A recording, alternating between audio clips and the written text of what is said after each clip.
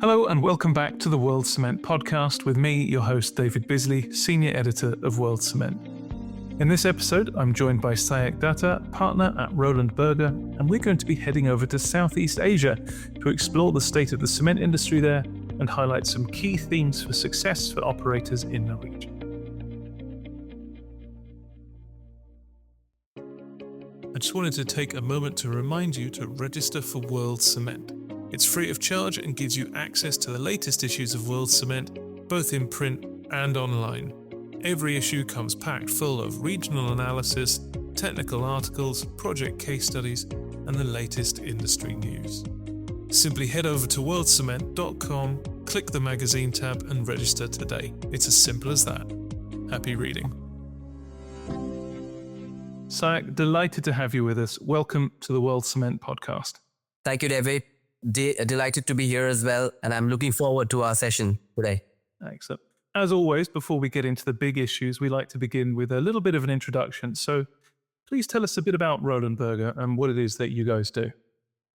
So Roland Berger is a global management consulting firm. We are, in fact, the only consulting firm that is of European origin. So we started out of Germany, grew in Europe, and now all across the world. We serve clients across different industries, one of which happens to be the industrial sector, and in particular cement. I am focused on the industrials and energy sector based out of Singapore and serving the clients in this region here. Okay. And you released a report earlier this year entitled Cementing Your Position in Cement, 5 Must-Win Themes for Southeast Asia. Now, before we get into that report and the themes you covered, tell us a bit about the status of the Southeast Asian cement industry. What's the current prognosis? So first of all, Southeast Asia, if you look at the cement industry, Southeast Asia accounts for around 7% of the cement production globally. The key countries include Vietnam, Indonesia, Thailand, and then Malaysia. And in the last few years, what has happened is that really the domestic demand across these countries that I just spoke about has reduced significantly. So just throw some numbers, demand increased at around 2 to 3% year-on-year basis between 2016 and 2019. But then when you look at 2019 to 2023 timeframe, it remained pretty much stagnant. Right, okay. And given the fact that you cannot build cement plants in a few months, right? It takes years of planning. A lot of the capacity came in online expecting the demand for cement across these countries to increase. What happened once the demand slowed down is there has been a sustained underutilization for cement plants across Southeast Asian countries. So you see basically the utilization levels have been hovering at around 50 to 60% if I factor in only the domestic demand for each of the key countries. And that's really been at the core of why this industry has suffered, let alone, I know when it comes to China, I think China construction also slowing down, and therefore a lot of the Chinese players have typically wanted to flow their products into Southeast Asian regions. So overcapacity has been a key problem. Okay. Looking then at the themes covered by your report, the first one you brought up was diversifying revenue streams. So what do you think are the most promising non-core revenue streams for cement producers in Southeast Asia? Yeah, I think if I look at the diversification aspect, there are a few areas one could look into. One is the adjacencies across the cement value chain itself. 2 would be into new building materials. 3 would be into services. The last one, and we can come to that later, would be export markets. If I dig a little, expansion across the cement value chain implies that companies move more into the raw material side of the cement production, as well as into the logistics side of the business. As you may be familiar, cement requires a lot of raw materials, right? So taking strategic positions into that would mean that you have not only supply security, but additional streams of revenue. For example, chemical additives, you can talk about aggregates, limestone, dolomite, and you can complement that alongside cement with getting into the different types of concrete. For example, advanced aerated concrete, ready-mix products, and also, like I mentioned earlier, into logistics services. So this is what I would call as expansion within the cement value chain itself. The second one, David, would be, I would say, looking into new building materials. So if you look at many of the global cement companies, what they have done is they have evolved from being just a cement player to a building materials player, and now actually into building materials and services player. So here I'm talking about getting into new products like mortar, into glass, ceramics, thermal insulation, and whatnot, right? And then also services would mean getting into construction services, waste management. All in all, basically expansion along the value chain and then new building materials and services would be key areas or thematic areas for cement companies to explore in Southeast Asia. Okay, and you mentioned in the report as well, in addition to new products and services of the kind you've mentioned, revenue diversification can also be understood on a geographical basis, i.e. finding new customers elsewhere. Now, that approach comes with risks of its own, geopolitical issues and things like carbon border tariffs and so on. How can producers best mitigate these kinds of risks? That is a very interesting question. Yes, so export markets are right now very volatile. I think we've seen a lot of discussions on tariffs also in the last several months. And therefore, whether it's the tariffs, whether it's the carbon border mechanisms, what I believe is players will really need to make sure that they have domestic demand, which would be the core part of the demand for the companies. Beyond that, they will have to look into export, or they could look into export markets, even if it is on a short or mid-term basis. And here, what players would need to do is to look at how they can secure longer-term contracts. Now, to put things into perspective, in Southeast Asia, let's say countries like Philippines and Bangladesh, they import cement, and a lot of it actually comes from Vietnam. But with the tariff saga that continues to play out, we're also seeing a lot of protectionism even in Southeast Asian countries. For example, Philippines is also considering putting on tariffs on cement imports from Vietnam, right? And therefore, I think a lot has changed and continues to change in these times. And therefore, I feel that, yes, exports could be looked at as a one-off or a mid-term, short-term basis. However, the key thing would be to make sure that one has demand from the local markets where they are playing. Okay, excellent. Well, moving on then, must-win theme number 2 is revitalizing business resilience through cost leadership. Your report shows that fuel, electricity, and raw materials can account for as much as 70% of the costs faced by producers in Southeast Asia. What are the key cost reduction levers that producers can take advantage of to get that cost percentage down? Sure. If you look at the status of the industry that I mentioned earlier, what really has happened is many of the cement players in Southeast Asia have come under financial pressure. And just looking at the top line, revenue side of things is not enough. And therefore, focusing on reducing the costs. And exactly as you mentioned, we also highlight in the report some of the key areas or the drivers of cost need to be addressed. What we see, there are basically 5 levers for optimization of costs. First one is basically network optimization. So cement is produced in a particular factory, then maybe grinded and then goes through a packing, and then it is eventually shipped to the customer, right? In a simplified flow process. So how do you lay out your footprint so that you actually end up achieving the least cost to serve as you go to the end customer? That becomes an important one, right? So making sure that you have the lowest or the least optimal network cost, that becomes one important lever. The second one would be the plant operations and maintenance. And here I'm talking about levers such as coal quality and quantity management, energy management, making sure you have the right maintenance practices such as reliability-centered maintenance, labor productivity, etc. All the things that go into your plant O&M. The third one would be logistics, operations and maintenance. So here we typically look at what's the mode mix? How are you actually shipping your cement to your customers? What is the piece size mix? What is the logistics scheduling and operational efficiency for your cement to actually reach your customers? The fourth one would be in terms of sourcing. So this is where, procurement, third-party spend optimization comes in, whether it is for coal, raw materials, packaging. Our experience shows that, there can be a lot of value in terms of driving through procurement excellence. The last one would be in terms of SG&A. Here we look at levers such as workload reduction, process optimization. In a nutshell, therefore, if you look at these 5 areas, then you can tackle all the major, let's say, the cost drivers for a typical cement operations. Okay, excellent. So there's a range of approaches that producers can take then. Absolutely. So, taking now a look at theme number 3, pursuing sales and marketing leadership for cement and beyond.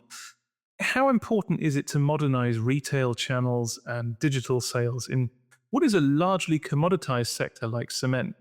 Are there examples that producers in Southeast Asia can learn from? Certainly. So this is an interesting one. Cement obviously is a commodity, and therefore traditionally a lot of people have not looked at sales and marketing as an important lever. But more so now, globally as well as in Southeast Asia, we see this theme gaining prominence. I'll highlight two key things over here. One, modern retail stores where companies are basically setting up a shop that provides different kinds of building materials and services. You see the examples of global cement players like Holcim and Cemex getting invested into these kinds of sales and marketing excellence initiatives. So for example, Holcim, they have established a strong retail network across the Latin American region through what is called as Disensa, a company. They have around more than 2,000 stores in South America offering basically a one-stop shop for building materials. So that's one example, right? Cemex also is doing something similar in Latin America. The other example over here outside of modern retail stores is the proliferation of the digital channels. So this is all about integrating online and in-store connectivity. So cement players are seeing that they can get direct access to customers through digital channels such as marketplaces and direct selling. Again, Holcim, Cemex are examples, but also closer to Southeast Asia, we see Siam Cement Group, which is one of the leading players or the leading cement player in Thailand, also take up some initiatives such as basically launching a one-stop shopping experience for their customers. Their stores offer a range of products, construction materials, interior design solutions, all targeting the Thailand market, right? And the key to that is making sure that they have the right partnership with different players so that they can actually offer the one-stop shop that they're promising to the customer. All in all, I would say that sales and marketing is gaining a lot of prominence. We must remember that it's not only about cement, it's also about other products that are related to cement, such as mortar, and sales and marketing can actually be used to therefore differentiate your products as compared to your competitors in this industry. Okay, excellent. Now, our next must-win theme is taking a heightened stand on sustainability. So, in addition to the obvious benefits of operating in a more environmentally sustainable manner, your report also mentioned how investor pressure and increasingly stringent regulations are beginning to pose a risk to the competitiveness of cement producers in Southeast Asia. Can you give some examples of this in practice? Sure. So sustainability, again, is a very interesting theme, right? And it often becomes a point of debate and contention, especially in Southeast Asia, right? Because if you see the European markets, they behave very differently, right? And the majority of the players, even the cement sector in Southeast Asia as compared to those in Europe are very different, right? Having said that, signs of investor pressure on the cement sector too. There are a few examples, banks excluding, let's say, big cement players such as Conch Cement from their investor list, and also other examples of Southeast Asian cement players such as Siam City Cement getting excluded from some of the investor lists. But then there is also another side of this coin. In fact, cement companies can also raise capital through what we call as sustainability-linked financing. So this is an example of a tool that companies can actually use to raise money, thereby committing not only towards sustainability, but also helping their financial needs. I'll give you an example. Cement Indonesia Group, which is the largest cement company in Indonesia, they raised funds in 2022 through this sustainability-linked loans in Indonesia.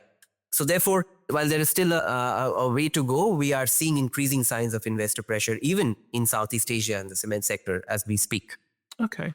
Now, sticking with this theme for a moment, the process of decarbonizing an industry like cement is obviously very complicated. What would you recommend as the first steps for producers looking to embark on that journey? Look, I think the levers for achieving, let's say, a net zero in cement and concrete are very well known, right? And they are just a handful, right? To kind of, put it out there, there is, savings in terms of clinker production. There can be clinker substitution. There can be carbon capture. There can be decarbonization of electricity that you're using to actually produce your cement.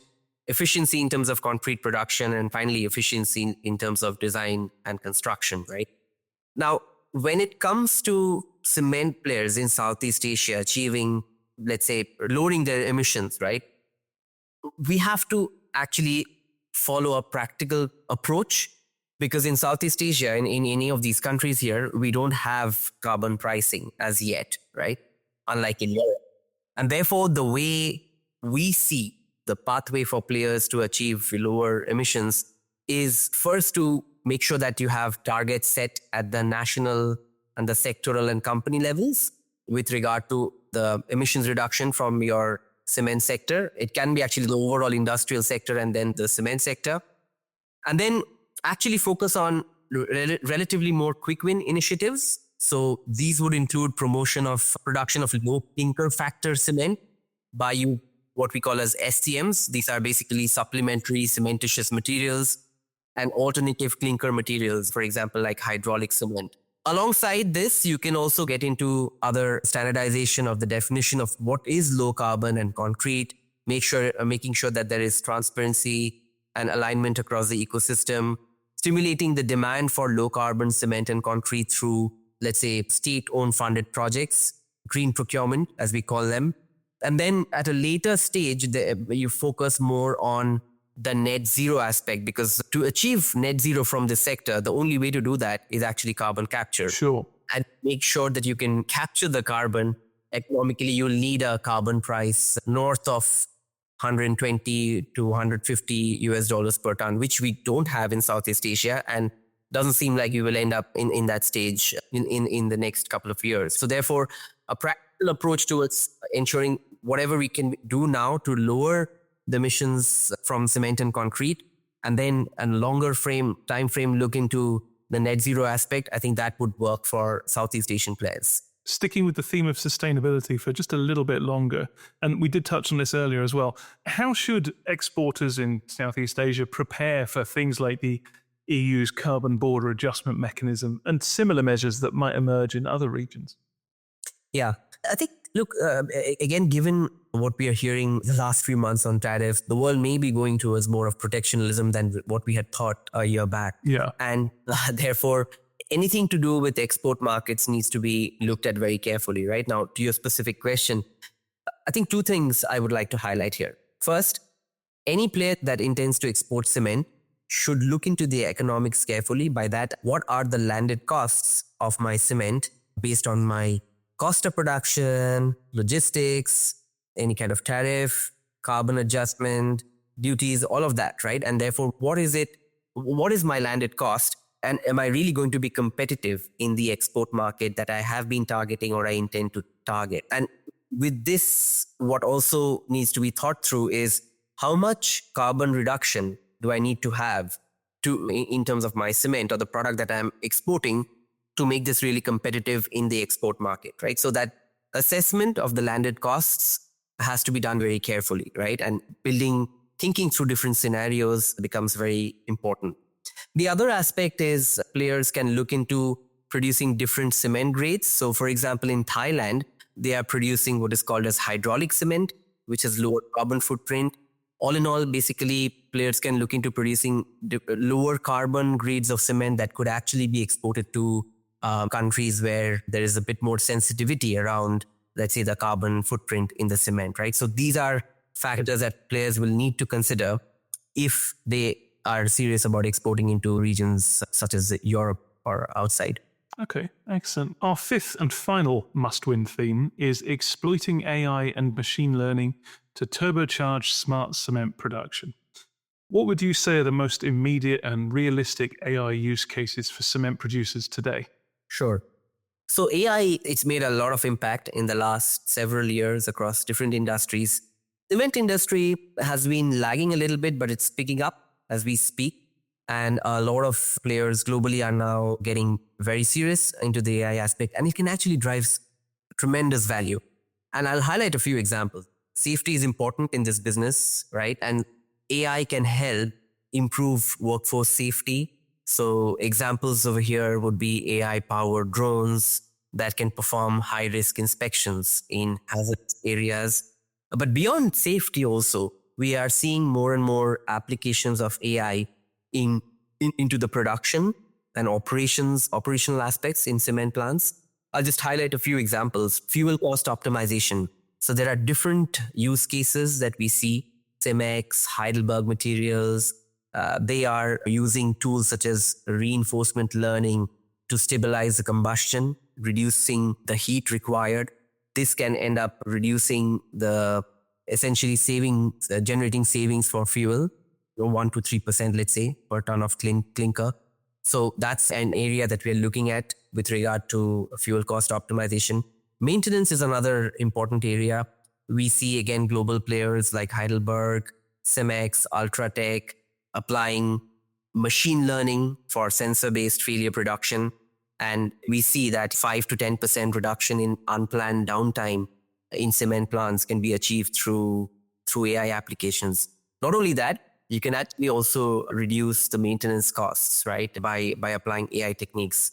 And last, there are many other levers, but I would like to highlight the one interesting area that we're also seeing is AI applications into the AP and AR optimization. So in terms of invoice processing, accounts payable, and accounts receivable optimization, using AI, you can actually reduce the AP processing time by, let's say, around 50%, which is quite significant, right? So more and more applications and use cases are coming into play, even in the cement sector as we speak. And I think this is another area where Southeast Asian cement players can look at a bit more seriously. And of course, not every lever will work for every single company. So here comes the thing, right? What would work and actually drive business sense in terms of applying AI into the cement operations or productions for a particular company. Okay, well, thank you. So we've covered a whole range of topics today, everything from sales through to sustainability. Do you have any final thoughts for our audience? Well, in terms of final thought, I would say as we were doing this study, one of the things came to our minds that cement and concrete, they have been around for many years and they're not going anywhere. You'll continue to require these basic building materials. It is true, David, that the Southeast Asia cement industry is at a pivotal point, facing challenges from multiple angles that we talked about before. But while the challenge is big, we believe that the opportunity is even bigger. Southeast Asian cement players, they need to capitalize on this opportunity. How do you explore new frontiers for business resilience? How do you differentiate from others? What can you do to enable this climate change and also increase the attractiveness of this business for the investor community? So we firmly believe that the next 5 years will be very dynamic for this Southeast Asian cement industry, right? And it will really come down to what choices the players eventually make, right? So therefore, the vision and execution of that vision will help some cement players cement their position for a more resilient tomorrow, right? And we really believe that the time, therefore, to act is now. Okay, excellent. So for players who are willing to seize the opportunities, there's still a very optimistic outlook in that region. Absolutely. Okay, excellent. That is all the time we have for this episode. Sayak, thank you so much for joining us today and sharing your insights with us. Thank you so much, David. Appreciate it. And a big thank you to those in our audience for joining us once again as well. If you like this episode, please make sure to rate and review and subscribe if you haven't already done so. And don't forget to check out some of our other episodes too. Thanks everyone. Goodbye for now.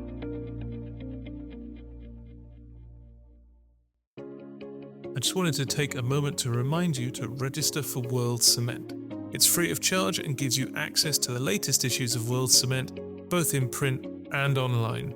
Every issue comes packed full of regional analysis, technical articles, project case studies, and the latest industry news. Simply head over to worldcement.com, click the magazine tab, and register today. It's as simple as that. Happy reading.